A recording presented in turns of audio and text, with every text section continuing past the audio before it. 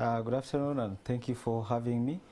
Like you put it, we've been in the news for what I call incomplete reporting. So bring us up to speed. Why hasn't the National Drug Authority taken action against farmers and many others who are using ARVs in animal feeds? The mandate of National Drug Authority is to regulate the quality, the safety, and the efficacy of drugs, actually both for humans and animals. But the issue, which seems to be, taking on waves, concerns food and animal feeds, which does not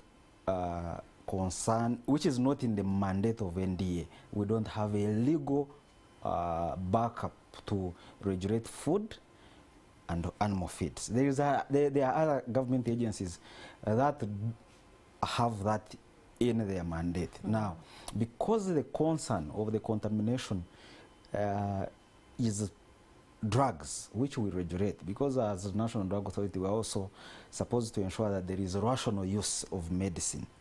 Now, rational use, it means that the drugs should be used right and how they are designed to. ARVs were never designed to be used in animals or in animal feeds.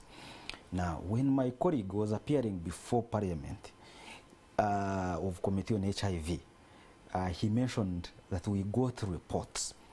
Now, when we get reports, so information, intelligence, as National Drug Authority, there is so much information that we get.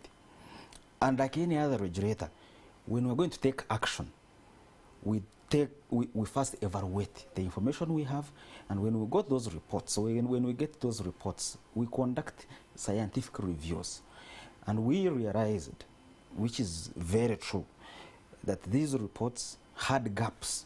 The method that were used, the scope or the area of study, you can imagine the recent one, they only conducted 30 samples, and out of those there was only one that turned out positive.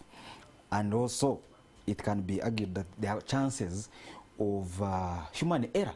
Now, when you get such information as a regulator, we have so many regulatory tools at our disposal that we use. Would we have come out based on the limited information that there was in those reports to alarm Ugandans? That we realized as management and as NDA, we thought it was going to cause unnecessary harm. And that's what my colleague mentioned. It didn't mean that we looked away. We took actually actions. You've been seeing us in the news, arresting people. The recent one in Nakauka, we arrested the in charge of Health Center 3, who was conniving with other perpetrators to steal government drugs, including ARVs. The other week, we arrested 6 suspects here in Kampala with over 21 boxes, including ARVs. Well, so what we did was, as National Drug Authority, issues that concern drugs, we took action, including sensitizing farmers in the areas that are affected, working with the Ministry of Agriculture. Well, you did mention that this is not in the legal mandate of NDA. So what do you make of those who are calling for a change in the legal mandate of NDA to also stretch and embrace veterinary drugs and feeds? Like I mentioned, we actually regulate the drugs, both for humans and animals. What we don't regulate are animal feeds and food. There is an argument, and there are case studies, that if you're going to manage the health of people, you need to look into what they eat. And when you look at countries like US, food is regulated alongside drugs.